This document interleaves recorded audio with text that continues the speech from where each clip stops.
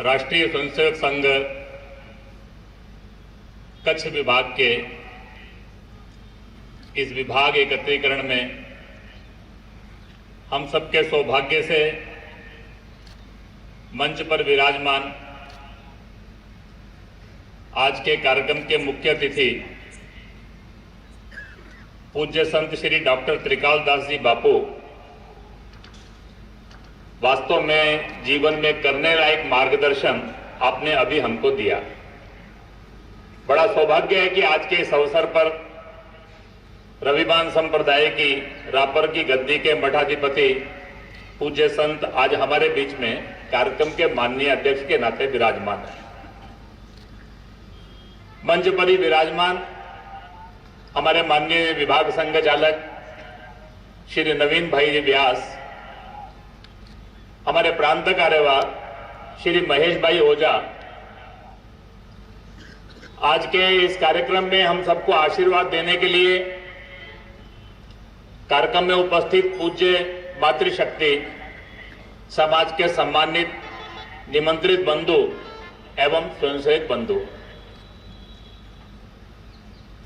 विभाग कार्यवाह रावजी भाई ने बताया कि अखिल भारतीय कार्यकारी मंडल की बैठक यहां थी, उसी को निमित्त बनाकर 2025 को ध्यान में रखकर सारे देश के अंदर एक कार्य विस्तार का एक बड़ा संकल्प लेकर सब चले हैं। उसी कार्य विस्तार के कार्य को गति देने के लिए अपने इस कच्छ विभाग के सभी स्वयंसेवक बंधुओं ने विचार किया, कार्यकर्ता बंधुओं ने विचार किया कि हर मंडल बस्ती तक, उप बस्ती तक, मोहल्ले तक कार्य का विस्तार और कार्य का एक व्यवस्थित स्वरूप खड़ा किया जाए। इस दृष्टि से आज के इस विभाग एकत्रीकरण की योजना बनी। लक्ष्य निश्चित हुआ, योजना बनी, कार्यकर्ताओं ने समन्वित प्रयास किया और परिणाम आज हम सबके सामने है। एक आत्मविश्वास जगाने वाला और कार्य की दृष्टि से एक बड़ी छलांग लगाने वाला ये कार्यक्रम केवल कार्यक्रम नहीं बनेगा, कच्छ के अंदर अपने इस संघ के कार्य के विस्तार की दृष्टि से एक महत्वपूर्ण मील का पत्थर बनेगा, ऐसा इस कार्यक्रम को देखकर विश्वास है। आपका बहुत सुंदर व्यायाम योग का प्रदर्शन, गीत का प्रदर्शन, एकल गीत, माननीय मुख्य अतिथि जी का आशीर्वचन, इसके बाद आप सबके सामने कुछ बौद्धिक वर्ग के अंदर मुझे आपके सामने बातचीत कहनी है। इस बात कहने से पहले मैं एक बात और स्मरण करना चाहता हूं। मेरा वैसे इस कच्छ भुज में केवल दूसरी बार आना हुआ है। एक बार सीमा की दृष्टि से, सीमा दर्शन की दृष्टि से मैं आया था, उस समय आप सबसे मिलना नहीं हुआ। लेकिन सारे देश के अंदर कच्छ और भुज जब इस शब्द का स्मरण होता है तो एकदम सबके ध्यान में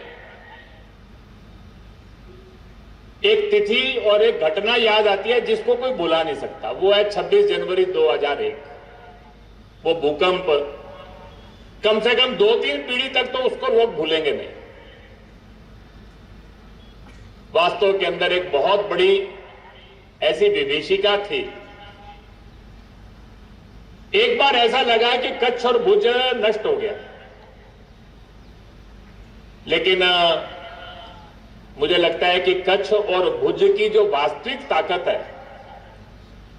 अगर 2001 और 2023 के कच्छ और भुज को देखा जाए तो उसके दर्शन वास्तव में होते हैं।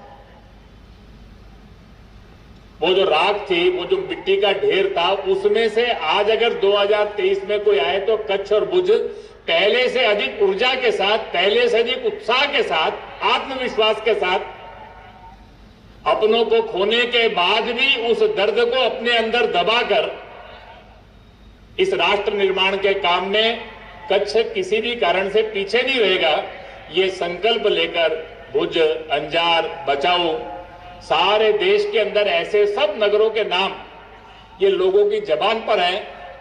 मुझे लगता है कि आज के इस कार्यक्रम के प्रारंभ में मेरा कर्तव्य है आप सबके प्रति एक बार हार्दिक संवेदनाएं व्यक्त करते हुए इस कच्छ की जिजीविषा को जो कभी कच्छ को नष्ट नहीं होने देगी, उसको प्रणाम करना। सारे देश के अंदर प्रवास करते हुए कच्छ के लोग मिलते हैं। 3 बातें सब जगह ध्यान में आती है कच्छ के लोगों की। एक, कच्छ का व्यक्ति यानी उद्यमी, हर क्षेत्र के अंदर जाकर उद्यम प्रारंभ करना, क्रमांक 1 पर आना। फिर केवल उद्यमी नहीं, वहां के समाज के सब कामों के अंदर उसका सहयोग, बढ़ चढ़कर सहयोग। कहीं पर भी ऐसा दिखता नहीं कि कच्छ के लोग वहां के समाज के लिए काम ना कर रहे। सबके हृदय के अंदर कच्छ के प्रति एक गर्व का भाव। और चौथी बात, ध्यान करके धीरे धीरे अनुभव आती है, सब स्थानों के ऊपर कच्छ के लोगों का संघ के प्रति भी एक विशेष अनुराग दिखाई देता है। वास्तव के अंदर इस कच्छ की धरती पर आप सब स्वयंसेवकों के दर्शन करके सारे देश को प्रेरणा देने वाली ये जो जिजीविषा है, इसका स्मरण करना ये मेरा कर्तव्य है। इस दृष्टि से प्रारंभ में मैं आप सबका अभिनंदन कर रहा हूं। आज के इस एकत्रीकरण के अंदर मुझे आप सबके सामने जब बोलना है तो मेरे मन के अंदर एक विचार आ रहा था। एक विशिष्ट परिस्थिति में से अपना देश गुजर रहा है और एक विशेष संयोग भी है जिसके कारण से आज हम सारे देश के अंदर कुछ बातों का स्मरण कर रहे हैं। भारत की यात्रा और पिछले 100 वर्ष के अंदर संघ की यात्रा, ये दोनों एक साथ चल रही है। ये जो कालखंड है, ये कालखंड देश की स्वाधीनता के 75 वर्ष अमृत महोत्सव के रूप में पिछले साल ही हमने मनाए और 2 वर्ष बाद संघ के कार्य के 100 वर्ष पूर्ण होने वाले हैं। इस विजयदशमी पे 98 वर्ष पूर्ण होकर इस 100वें वर्ष की तैयारी की दिशा में हम आगे बढ़ रहे हैं। यह एक ईश्वरीय संयोग है कि स्वाधीनता का अमृत महोत्सव और संघ का शताब्दी वर्ष, ये दोनों एक साथ आ रहे हैं। मैं दोनों का स्मरण इसलिए कर रहा हूं, वास्तव के अंदर स्वाधीनता के 75 वर्ष के अवसर पर हमने स्वाधीनता सेनानियों का स्मरण किया। स्वाधीनता के वो जो संघर्ष था, उस संघर्ष का जो विभीषिका थी, वो जो गुलामी दास्ता जो 1000 वर्ष के उस संघर्ष के अंदर हमने झेली, उसका भी स्मरण किया। और हमारा संघर्ष का स्वरूप कैसा था, उसकी प्रेरणा क्या थी, ये सब बातें भी हमने स्मरण की है। केवल स्मरण नहीं किया, आगे के लिए हमने कुछ करने का संकल्प भी लिया। राष्ट्रीय स्वयंसेवक संघ के नाते भी 98 वर्षों की इस यात्रा का स्मरण और आगे के करने का संकल्प। वास्तव में ये जो समय है, ये अपने संघ के 100 वर्षों की यात्रा, भारत की स्वाधीन भारत के 75 वर्षों की यात्रा का विहंगावलोकन, उसको एक बार पीछे मुड़कर देखना और आने वाले समय में करने का संकल्प लेना, इसके लिए ये कालखंड है। इसीलिए मैंने कहा ये विशिष्ट परिस्थिति है। हमारे यहां संघ के अंदर शारीरिक विभाग के अंदर पद विन्यास में दंडयुद्ध में एक प्रयोग आता है, वाम और सिंह ध्वज। ये सिंह ध्वज क्या है?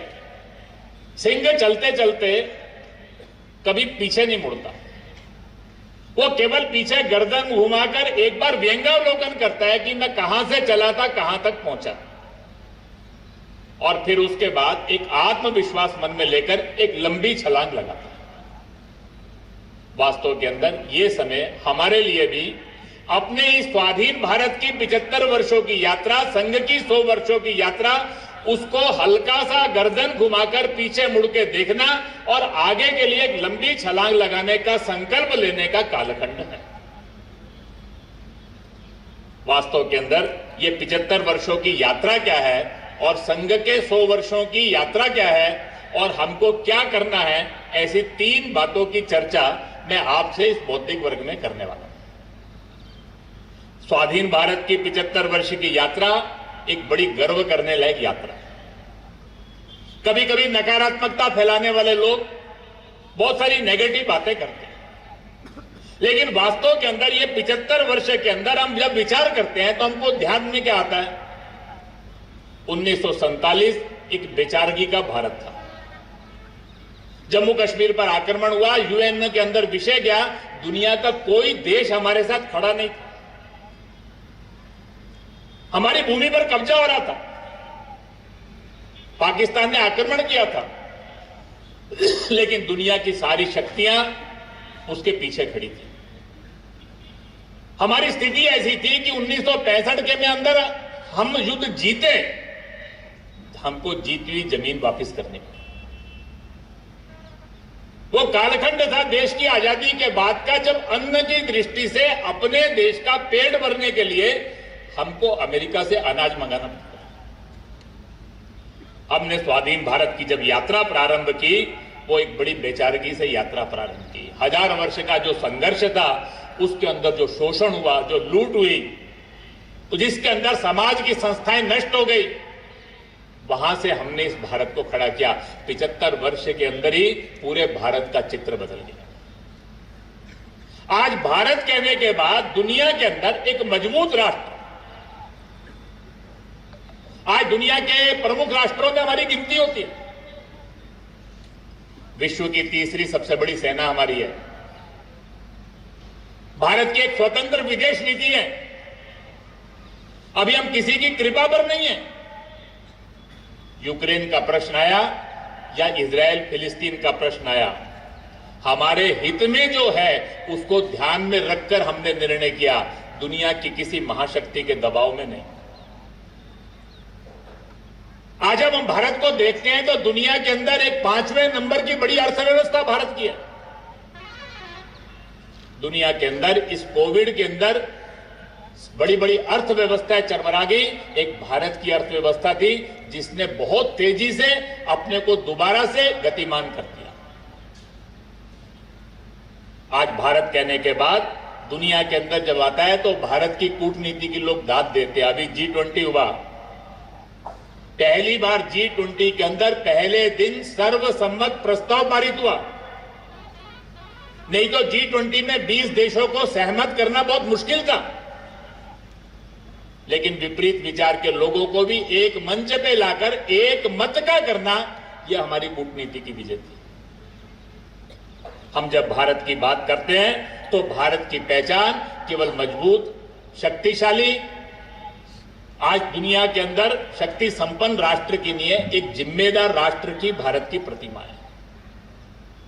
दुनिया के सब छोटे छोटे देश अपने हित के अंदर जब भी कोई संकट आता है, कोई प्रश्न आता है, वो भारत की ओर देखते हैं। कारण भारत हमेशा केवल अपना विचार नहीं करता, वो सबका विचार करता है। कोविड की चुनौती आई, वैक्सीन का प्रश्न हो, दवाइयों का प्रश्न हो, सारी दुनिया के साथ हम खड़े थे। पैसा कमाने के लिए नहीं खड़े थे। वसुधैव कुटुंबकम का जो हमारा ध्येय वाक्य है, उस बात को मन में लेकर सबका हित का विचार करना, सर्वे भवन्तु सुखिनः, इस विचार को लेकर चलने वाला भारत। यूक्रेन के युद्ध के अंदर दुनिया के जिस देश को अनाज की आवश्यकता पड़ी, उसको भारत ने अन्न दिया। व्यापार नहीं, पैसा कमाने के लिए। दुनिया के प्रत्येक देश को एक जिम्मेदार राष्ट्र के रूप में भारत अपने एक अग्रज के रूप में आज दिखाई देता है। आज भारत की पहचान दुनिया के अंदर हमारी IITs के कारण है, IIM के कारण है, सेंट्रल यूनिवर्सिटीज के कारण है, एम्स के कारण है। आज भारत एक शिक्षित राष्ट्र के रूप में है। यह अनपढ़ों का देश नहीं है। दुनिया की बड़ी बड़ी कंपनियों के CEO ये भारत के हैं। दुनिया के अंदर जब भारत का विचार आता है तो भारत एक ऐसा देश है जिसने 75 वर्षों के अंदर एक बड़ी सामाजिक क्रांति की। भारत के अंदर एक सदैव समृद्धि थी। हमारे यहां समरसता का वातावरण था, लेकिन 1000 वर्ष के अंदर सामाजिक विषमता, आर्थिक विषमता, लैंगिक विषमता, ये इस देश के अंदर होगी। इस्लाम के आक्रमण के अंदर लड़ते लड़ते, क्योंकि महिला की ओर उसकी देखने का एक दृष्टिकोण था, इसलिए भारत की बेटी, भारत की महिला ये घर के अंदर बंद हो गई। सामाजिक जीवन में उसकी भूमिका नहीं रही। लेकिन 75 वर्ष के अंदर ही आज समाज जीवन के प्रत्येक क्षेत्र में भारत की बेटी बेटों के साथ खड़ी है। 75 वर्ष पहले कोई कल्पना नहीं करता था। आज वो शिक्षा का क्षेत्र हो, व्यापार का क्षेत्र हो, समाज के अंदर उद्योग का क्षेत्र हो, सैन्य क्षेत्र हो, आज भारत की बेटी ये फाइटर उड़ाती है। भारत के अंदर एक बहुत बड़ी सामाजिक क्रांति हुई है। प्रारंभ में आरक्षण आया तो किसी को लगता नहीं था, लेकिन उसके कारण से देखते देखते देश के अंदर आज एक सामाजिक विषमता, सामाजिक भेद ये समाप्त हो रहे हैं। आज भारत के अंदर एक बड़ा वर्ग जो शिक्षा से, रोजगार से, काम धाम से ये दूर था, आज वो समाज के साथ मुख्य धारा में आकर सारे राष्ट्र की उन्नति के काम में लग गया। भारत के अंदर बहुत थोड़े लोग संपन्न थे, लेकिन आज भारत के अंदर जितनी यूरोप की आबादी है उतनी बड़ी भारत की मध्यम वर्ग है। मुझे कभी कभी लोग कहते हैं, मैं कहता हूं यूरोप तो विकसित हो गया और हम अर्ध विकसित है। जितनी यूरोप की आबादी है उससे ज्यादा हमारा मिडिल इनकम ग्रुप है, हमारा मध्यम वर्ग उससे ज्यादा अच्छा है। आज भारत जो है ये एक इस देश के अंदर केवल 75 वर्ष के अंदर, आने वाले 2, 4, 5 वर्षों के अंदर देश का कोई व्यक्ति ऐसा नहीं होगा जिसके पास पक्का घर नहीं होगा। कोई व्यक्ति ऐसा नहीं होगा जिसको शिक्षा, स्वास्थ्य, इसकी संपूर्ण सुविधा प्राप्त नहीं होगी। 75 वर्षों के अंदर हमने एक बहुत बड़ी सामाजिक क्रांति इस देश के अंदर की है। और सबसे बड़ी बात है, इस 75 वर्ष के अंदर इस देश के समाज का सोचने का ढंग बदल गया। मैं कभी कभी कहता हूं, आज भारत का व्यक्ति यानी गुलामी की मानसिकता से मुक्त, आत्मविश्वास से युक्त, दुनिया को जीतने की इच्छा रखने वाला, कहीं भी भारत का व्यक्ति हारना नहीं चाहता। वो खेल का मैदान हो, वहां क्रमांक 1 पर आना चाहता है। वो हर जगह जीतना ही चाहता है। वो आज एक कंपनी शुरू करता है, कल उसको यूनिकॉर्न बनाने की सोचता है। भारत का युवा किसी कंपनी में एम्प्लॉय होता है, कुछ समय बाद उसका सीईओ बनने की सोचता है। इस देश के अंदर एक एक करके गुलामी के चिन्हों को मिटा देने के लिए कृत संकल्प है। स्वाधीनता के बाद सोमनाथ के मंदिर के जीर्णोद्धार से जो काम प्रारंभ हुआ, विवेकानंद शिला स्मारक से होते हुए, श्री राम जन्मभूमि पर होते हुए, काशी विश्वनाथ का कॉरिडोर, उज्जैन का महाकाल, भारत के अंदर धीरे धीरे करके स्वाधीन भारत के तीर्थ कैसे होंगे, हिंदू भारत कैसा होगा, सारे देश के अंदर ऐसा लगता है आने वाले समय के अंदर हम गुलामी के सब चिन्हों को मिटा देंगे, ऐसा भारत का दृश्य है। इसलिए मैं कहता हूं, ये स्वाधीन भारत की यात्रा, ये गर्व करने लायक यात्रा है। इस 75 वर्षों के अंदर सारे देश के अंदर देशभक्ति से ओतप्रोत, हिंदुत्व से ओतप्रोत, हिंदुत्व के भाव से युक्त, गुलामी के सब चिन्हों को मिटा देने के लिए कृत संकल्प, दुनिया को जीतने का सपना देखने वाला ऐसा समाज, एक भारत को अर्थ शक्ति के रूप में, सैन्य शक्ति के रूप में एक मजबूत शक्तिशाली राष्ट्र के दृश्य को हम ही नहीं, पूरी दुनिया धीरे धीरे करके स्वीकार कर रही है। हम जब अपने इस संघ की 100 वर्षों की यात्रा का विचार करते हैं, तो इस 100 वर्षों की यात्रा का विचार करते हुए भी 4 बातें हमको इस 100 वर्षों की संघ की यात्रा में दिखाई देती है। पहली बात क्या है, ये यात्रा अनवरत है, अखंड है, कॉन्टिन्यूअस है, सीमलेस है। मैं इसलिए कह रहा हूं, ये आसान नहीं थी। कैसी भी परिस्थिति थी, देश की स्वाधीनता हुई, विभाजन हो गया, प्रतिबंध लगे, युद्धों का सामना करना पड़ा। किसी भी कालखंड के अंदर यह संघ का काम रुका नहीं। बीच की परिस्थिति के अंदर प्रतिबंध था, कार्य का स्वरूप बदला होगा, लेकिन कार्य रुका नहीं। यह अखंड है, संघ बटा नहीं, संघ एक था, एक है, एक ही रहेगा। ये जो संघ की यात्रा है, ये संघ की यात्रा में कोई विभाजन नहीं है। संघ की यात्रा इस कालखंड के अंदर कितने काम संगठन चले, वो एक के अनेक हो गए, हम एक थे, एक ही है। और हमारी ये यात्रा निरंतर वर्धिष्णु है। कॉन्टिन्यूअस इवॉल्विंग, लगातार नई नई चीजें संघ के अंदर आ रही है। हर आयु वर्ग की शाखा, विविध संगठन, संघ के स्वयंसेवक, समाज के अंदर समाज के आंदोलन, समाज परिवर्तन, गतिविधियां, समाज की सज्जन शक्ति का जागरण, नए नए काम ये संघ के अंदर जुड़ते चले जा रहे। वास्तव के अंदर ये यात्रा इतनी सरल नहीं थी। प्रारंभ के लोग जिन्होंने कालखंड संघ का काम किया, उनको एक बड़ी उपेक्षा सहनी पड़ी। लोगों को लगता नहीं था संघ कुछ करेगा, कुछ होगा, यह विश्वास नहीं था। बड़े बड़े लोग संघ को आकर कहते थे, इस शाखा चलाने से, दंड चलाने से, गणवेश डालने से, कार्यक्रम करने से कुछ होने वाला नहीं है। कुछ करना है तो हमारे साथ आइए। लेकिन अपने संघ के लोग उस कालखंड के अंदर ये संघ का कार्य ईश्वरीय कार्य है। ये जो हमारे मन के अंदर एक दृढ़ विश्वास है, ये संगठित हिंदू समाज का चित्र खड़ा करना, ये ईश्वरीय योजना का हिस्सा है। ये जो पूजनीय डॉक्टर साहब ने हमको प्रारंभ से कहा, अपने नेतृत्व के प्रति श्रद्धा और विश्वास, अपनी कार्य पद्धति के प्रति श्रद्धा और विश्वास, जो कुछ होगा इस कार्य पद्धति से होगा। और हमारा नेतृत्व हर परिस्थिति में जो मार्गदर्शन करता है, वो मार्गदर्शन अपने आप में पूर्ण है, ये विश्वास मन में लेकर। और संघ के स्वयंसेवकों ने अपने अंदर निस्वार्थता, प्रामाणिकता और तनमन धन पूर्वक देश पहले, समाज पहले, बाकी सब बातें बाद। ये जो संघ के स्वयंसेवक ने अपने अंदर जो कहूंगा तो करूंगा, जो करता हूं वही कहूंगा, कथनी और करनी में अंतर नहीं, निस्वार्थता, किसी भी कोने के अंदर, हृदय के संघ के अंदर आने के बाद कभी मन में यह भाव नहीं आएगा कि मैं संघ में आया, मुझे क्या मिलेगा, मुझे क्या मिला। प्रामाणिकता, तन मन धन पूर्वक मेरा जो कुछ है वो संघ का है, अपनी चमड़ी अपनी दमड़ी, समय धन, जो संघ कहेगा वो करूंगा। ये जो तीन बातें थी, हमारा विश्वास कि ये ईश्वरीय कार्य है, अपनी कार्य पद्धति और नेतृत्व के प्रति श्रद्धा और आस्था, और स्वयंसेवक के अंदर निस्वार्थता, प्रामाणिकता और तन मन धन पूर्वक संघ का काम करने का ये जो भाव है, इन तीन बातों के आधार के ऊपर वो जो उपेक्षा थी, उस उपेक्षा में से निकलकर दिखने वाला काम हो गया।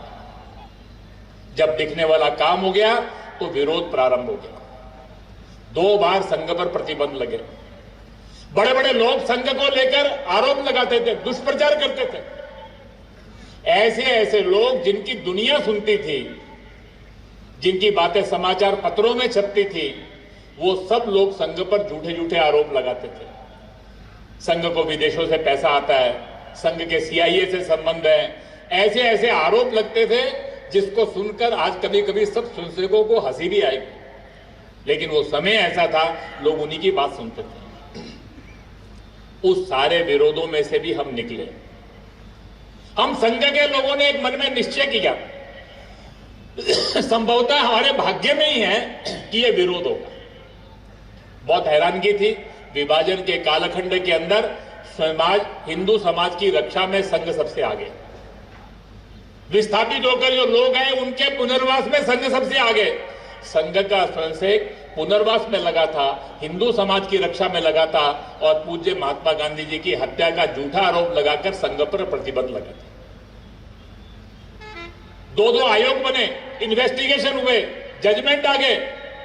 संघ की कहीं दूर दूर तक संबंध नहीं आया। उसके बाद भी बोलना बंद नहीं किया, आरोप लगाना बंद नहीं किया। दूसरों से लड़ना आसान होता है, लेकिन जिन अपनों के लिए हम काम कर रहे हैं, वो अपने ही जब विरोध करते हैं तो उसको सहना इतना आसान नहीं होता। लेकिन उस सारे अपनों के विरोध में भी संघ के स्वयंसेवकों ने अपने नेतृत्व, कार्य पद्धति, उस पर श्रद्धा, विश्वास, ईश्वरीय कार्य, ये मानकर जहां समाज देश की आवश्यकता है, वो 3-4 युद्ध आए, वो कच्छ का प्रश्न था, वो अकाल था, वो भूकंप था, जहां भी समाज देश की आवश्यकता है, संघ पहले, स्वयंसेवक पहले, समाज को साथ लेकर अपनी भूमिका निभाने के कारण से देखते देखते संघ के काम के प्रति अनुकूलता और आज स्वीकार्यता बन गई।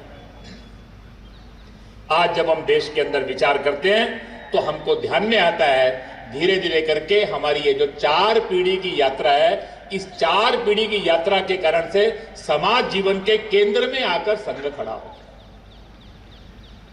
वास्तव में ये 4 पीढ़ी की यात्रा अद्भुत है। पहली पीढ़ी ने सारे देश के अंदर संघ के काम का बीजारोपण किया।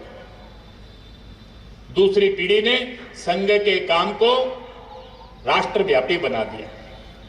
1973-74 तक आते आते देश के हर जिले में संघ पहुंच गया। तीसरी पीढ़ी ने इस संघ को समाजव्यापी कर दिया। 1977 के बाद उस लोकतंत्र की रक्षा के आंदोलन में संघ के स्वयंसेवकों ने जो भूमिका निभाई थी, सारे देश में एक बड़ी अनुकूलता आ गई। जैसे ही वो अनुकूलता आ गई, उस अनुकूलता के कालखंड के अंदर सारे देश की सेवा बस्तियों में संघ ने काम प्रारंभ किया, वनवासी क्षेत्रों में काम प्रारंभ किया, नॉर्थ ईस्ट और दूर दराज के क्षेत्रों में काम प्रारंभ किया, विद्या भारती के माध्यम से विद्यालय प्रारंभ होने शुरू हो गए। और उस कालखंड के अंदर हिंदू समाज के आत्मविश्वास को जगाने के लिए, राष्ट्रीय एकात्मता को पुष्ट करने के लिए हमने बड़े बड़े अभियान लिए।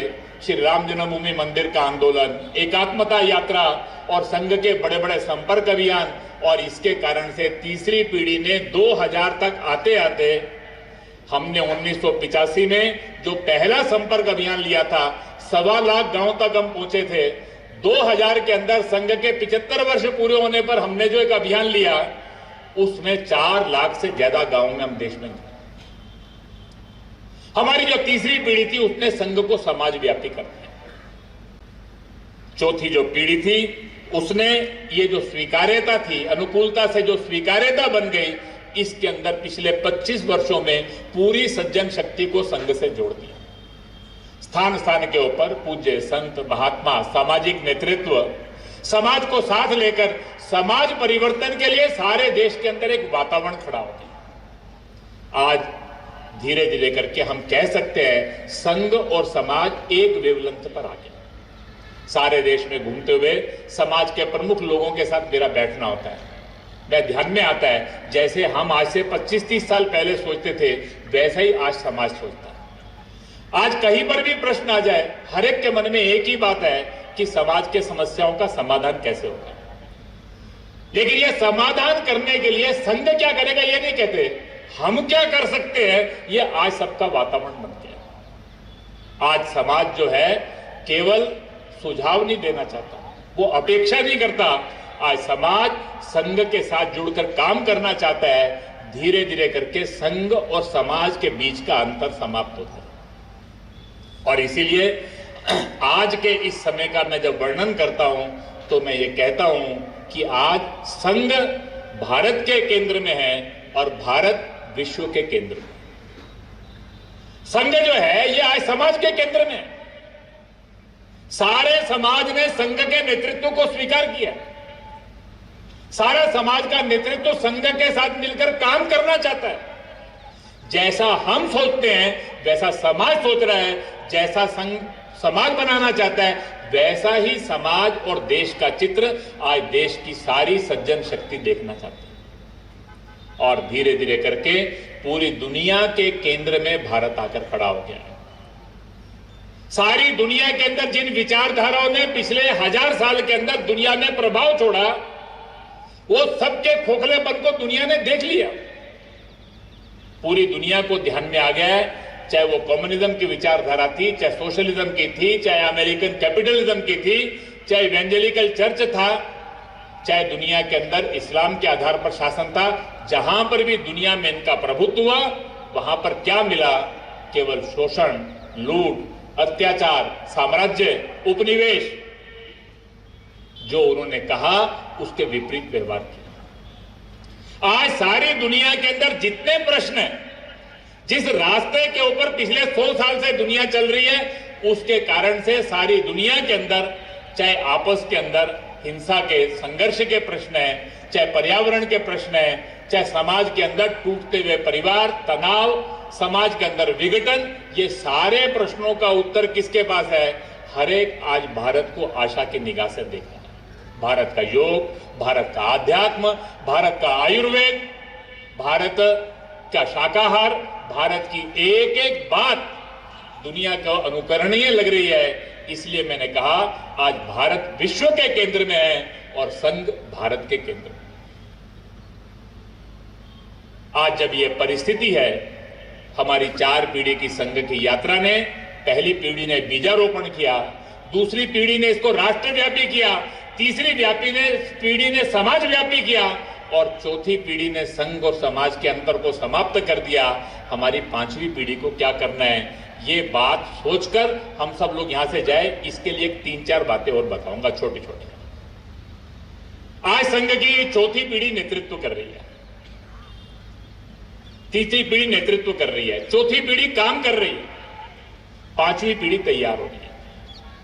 कुछ समय बाद चौथी पीढ़ी नेतृत्व करेगी, 5वीं पीढ़ी काम करेगी, 6ठी पीढ़ी तैयार होगी। आने वाले 25 साल के अंदर हमको क्या करना। जब स्वाधीनता के 75 वर्ष का समय आया था, अपने देश के अंदर परम पूज्य सरसंघ चालक ने विजयदशमी के संबोधन पर हमको कहा, आज से 75 साल पहले हमने स्वाधीनता से स्वतंत्रता की यात्रा प्रारंभ की। ये जो स्वाधीनता से स्वतंत्रता है, ये समझना हम केवल हम स्वराज्य के लिए नहीं लड़ रहे थे, केवल अपने राज्य के लिए नहीं लड़ रहे थे। पूरे आंदोलन के अंदर हमारी प्रेरणा जो थी, स्वधर्म, स्वदेशी और स्वराज्य, ये 3 बातों के इर्द गिर्द थी। उसी समय अपने देश के माननीय प्रधानमंत्री, उन्होंने भी संबोधन करते हुए स्वाधीनता के इस अमृत महोत्सव पर कहा कि ये भारत का अमृत काल है। ये जो भारत का अमृत काल है, अमृत काल यानी प्रातः काल जब भोर फूटती है तो अंधकार समाप्त होता है, ताजगी का एहसास होता है, पक्षी चहचहाना शुरू करते हैं, एक ऐसा वातावरण के अंदर करने का भाव है। धीरे धीरे करके सूर्य उगना शुरू होता है, दैदीप्यमान होता है, वो पूरी धरती को आलोकित कर लेता है। उन्होंने कहा ये जो 25 वर्ष का कालखंड है, ये 25 वर्ष के कालखंड के अंदर इस अमृत काल के बाद भारत का सूर्य दैदीप्यमान होकर पूरे विश्व को आलोकित करना चाहिए। और इसीलिए उन्होंने आह्वान किया, we have to resolve for next 25 years. हमको आने वाले 25 सालों का संकल्प लेना है। 100 साल बाद जब हम शताब्दी मनाएंगे भारत की स्वाधीनता की, उस समय भारत का चित्र कैसा होगा। इस वर्ष के लाल किले के ऊपर उन्होंने वो 5 बातें करने के लिए सबको कहा। देश के किसी भी कोने से गुलामी का एक भी चिन्ह बाकी नहीं रहना चाहिए। अपनी विरासत का गर्व, सामाजिक एकता, नागरिक कर्तव्यों के प्रति प्रतिबद्ध समाज और पूर्ण विकसित भारत, ये 5 बातों के इर्द गिर्द उन्होंने आने वाले समय के अंदर बहुत सारी बातें हम सबको करने की बताई। वास्तव के अंदर आने वाले समय के अंदर ये जो करने का काम है, हमारे जो 4 पीढ़ी की यात्रा है, आने वाले 25 सालों के अंदर इसको हमको अपने मंजिल तक पहुंचाना। इस दृष्टि से हमारी चौथी, 5वीं और 6ठी पीढ़ी को मिलकर क्या करना है, तो 4 काम है हम सबके करने के लिए। मैंने बताया, पहली पीढ़ी ने राष्ट्रव्यापी कार्य किया, दूसरी ने समाज बीजारोपण किया, दूसरी ने राष्ट्रव्यापी किया, तीसरी ने समाजव्यापी किया, चौथी पीढ़ी ने अपने इस काम को संघ और समाज को एक कर दिया। हमको क्या करना है, तो हम जब विचार करते हैं तो हम राष्ट्रव्यापी हैं, समाजव्यापी हैं, अभी सर्वव्यापी और सर्वस्पर्शी नहीं है। हमारे विभाग कार्यवाही ने हम सबको बताते हुए कहा, अभी भी कुछ मंडल छूट गए, अभी भी कुछ बस्तियां छूट गई। हम जब बस्तियों का विचार करते हैं तो कुछ उपबस्तियां छूट गई, मंडल के कुछ गांव छूट गए। एक 500 से ज्यादा गांव के संसेद यहां पर है, लेकिन बहुत सारे गांव छूट गए।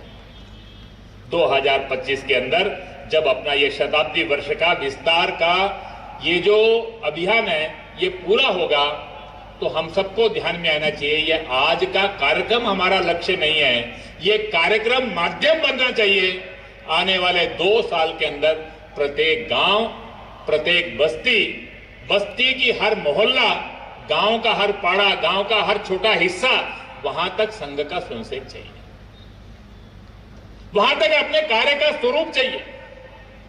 अभी हम राष्ट्रव्यापी हैं, समाजव्यापी हैं, हम सर्वस्पर्शी नहीं, सर्वव्यापी नहीं। एक भी कोना ऐसा नहीं रहे जहां अपने इस संघ के कार्य की पहुंच न हो। इस दृष्टि से इस कार्यक्रम के बाद एक बड़े कार्य के विस्तार की छलांग हम सब लोग लगाएं, ये पहली बात। दूसरी बात, 1000 साल हम दो शक्तियों से लड़े, कट्टरपंथी इस्लाम और इवेंजेलिकल चर्च। पिछले 100 वर्षों के अंदर दो और शक्तियां हैं जिनसे हम लड़ रहे हैं, एक कम्युनिज्म, माओइज्म, कल्चरल मार्क्सिज्म, इसका जो विचार है, और दूसरा दुनिया के अंदर जिसको आज अमेरिकनिज्म कहते हैं, कैपिटलिस्ट फोर्सेस कहते हैं, ग्लोबल मार्केट फोर्सेस कहते हैं। वास्तव के अंदर ये जो चारों शक्तियां हैं, ये चारों शक्तियों से हम लड़ रहे हैं। बहुत सारी बातें हमको दिखाई देती है, उसकी चर्चा कर नहीं सकते, उसका समय नहीं है। लेकिन ये सारी शक्तियां जो हैं, ये धीरे धीरे करके जैसे जैसे हिंदुत्व का वातावरण बनता गया, देशभक्ति का भाव जगता गया, अपना देश ताकतवर होता गया, संघ भी ताकतवर होता गया, समाज के केंद्र में आ गया, धीरे धीरे करके शक्तियां परास्त हो रही हैं। ये शक्तियां परास्त हो रही हैं, समाप्त नहीं। आज से 75 साल पहले तंत्र में, समाज में, विचार में सब जगह प्रभावी थी। आज समाज में ये हमसे लड़ नहीं सकती, तंत्र से धीरे धीरे करके बाहर हो रही हैं, लेकिन विचार में अभी भी एक ताकत है।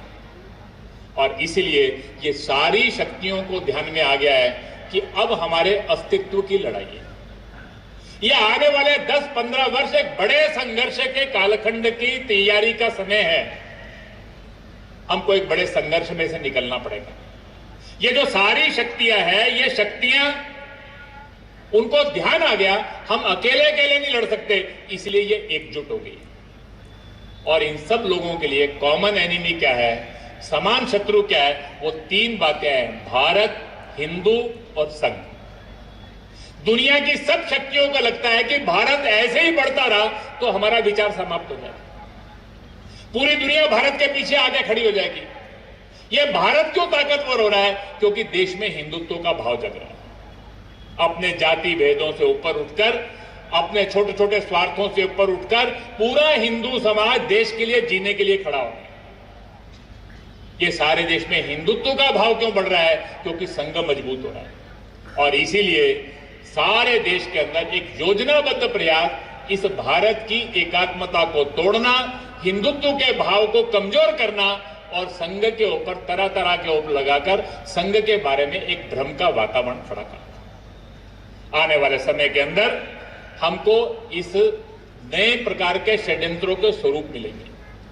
मैंने बताया वो प्रत्यक्ष लड़ नहीं सकते, इसलिए छद्म युद्ध शुरू हो रहा है, मायावी युद्ध शुरू हो रहा है, प्रॉक्सी वॉर शुरू हो रही है। हिंदू समाज के अंदर नए नए तरह के संघर्ष पैदा करने की कोशिश की जाती है। मैं अभी पिछले दिनों हरियाणा प्रांत में था, वहां पर अपने 2 समाज के लोग आमने सामने खड़े थे, गुर्जर और राजपूत। प्रश्न क्या है, एक मिहिर भोज नाम के एक राजा हुए, एक महापुरुष हुए। गुर्जर कह रहे थे ये हमारे हैं, राजपूत कह रहे हैं हमारे हैं। मैंने पूछा महापुरुष किसी जाति के होते हैं? महापुरुष तो पूरे समाज के होते हैं, उस पर किसी का पेटेंट है क्या? उन्होंने एक जाति का विचार किया क्या? लेकिन वो हमारे थे, इस बात के ऊपर दोनों का झगड़ा हो। आने वाले समय के अंदर जातियों के अभिनिवेश खड़ा करना, समाज के अंदर छोटी छोटी बातों के ऊपर समाज को बांटना, संघर्ष करना, तरह तरह के खड़े करना। अचानक कहीं पर आरक्षण के नाम के ऊपर, कहीं पर जातियों के छोटे से घटना को, दुर्भाग्यपूर्ण घटना को, वो जाति की अस्मिता का प्रश्न बन जाता है। थोड़े दिन पहले हमने किसान आंदोलन देखा, हमने भीमा कोरेगांव का समय देखा, सीए का समय देखा।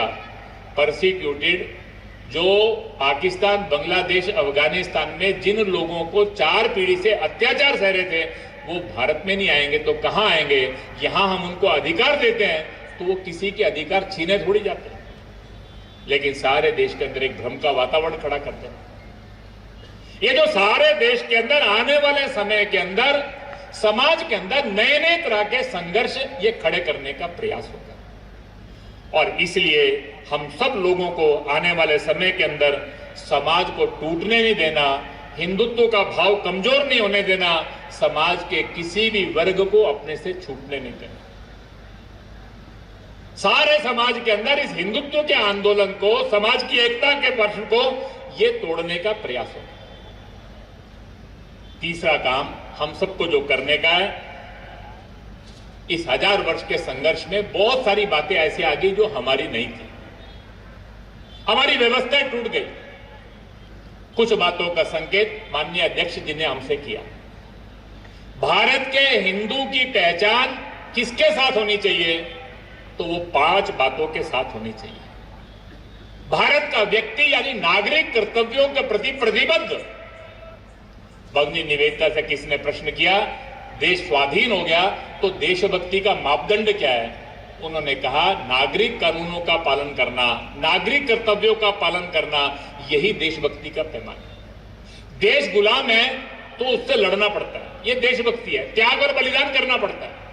लेकिन देश स्वाधीन हो गया तो देश के कानून है, देश का संविधान है, उसको मानना। देश के अंदर सामान्य व्यक्ति के अंदर भ्रष्टाचार, सामान्य व्यक्ति के अंदर अपने स्वार्थों के लिए कानून को तोड़ना, ऐसी जो अनेक बातें हैं, ये समाप्त होनी चाहिए। सारे देश के अंदर स्वदेशी का भाव आना चाहिए। अपनी भाषा, अपनी वेशभूषा, अपना खान-पान, अपने महापुरुषों का गौरव, अपने जीवन के अंदर अपने देश की बनी वस्तुओं का उपयोग, नागरिक कर्तव्यों के प्रति प्रतिबद्ध, स्वदेशी के भाव से ओतप्रोत सामाजिक समरसता का आचरण। हिंदू समाज का विचार है सबके अंदर भगवान का अंश है, तो कोई छोटा बड़ा नहीं हो सकता, किसी से भेद नहीं हो सकता। किसी का किसी परिवार में जन्म हुआ, इसके कारण से वो व्यक्ति हमारे लिए त्याज्य नहीं हो सकता, अस्पृश्य नहीं हो सकता।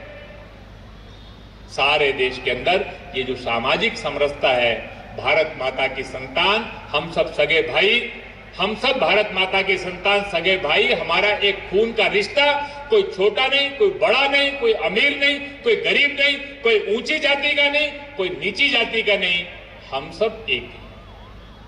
ये जो आचरण और व्यवहार है, ये भाषण में नहीं, कार्यक्रम में नहीं, हमारे परिवार में दिखना चाहिए, हमारे गांव में दिखना चाहिए। हमारे गांवों के मंदिर में सबको प्रवेश चाहिए, हमारे गांव के अंदर कुआं सबके लिए समान चाहिए, जातियों के शमशान की परंपरा समाप्त होनी चाहिए, सबके समान शमशान चाहिए। समाज जीवन के अंदर जहां जहां पर भी भेद है, वो सब भेद हम समाप्त करेंगे। आज जो पर्यावरण का प्रश्न है, ये जीवन शैली का प्रश्न है। जीवन के अंदर छोटी छोटी बातें जिससे पर्यावरण का संरक्षण होता है, ये हमको करने की है। प्लास्टिक का उपयोग कितना करना, पानी का उपयोग कितना करना, पानी को कैसे बचाना, छोटी छोटी बातें ये जीवन के अंदर आनी चाहिए। और भारत का परिवार, ये भारत का परिवार संस्कारित परिवार बनना चाहिए, मूल्य आधारित परिवार। हिंदू घर कैसा होना चाहिए, इसके बारे में हमको एक चित्र खड़ा करना। आने वाले वासने के अंदर ये 5 बातें समाज जीवन के अंदर भारत की पहचान बननी चाहिए। और चौथी और आखिरी बात है, हमारी कहानी हमको लिखनी है। ये जो इस 1000 साल का कालखंड रहा, क्या हुआ? लाला लाजपत राय कहा करते थे, इस देश के अंदर अंग्रेजों ने 3 बातें की, de Hinduisation, de socialisation, de nationalisation.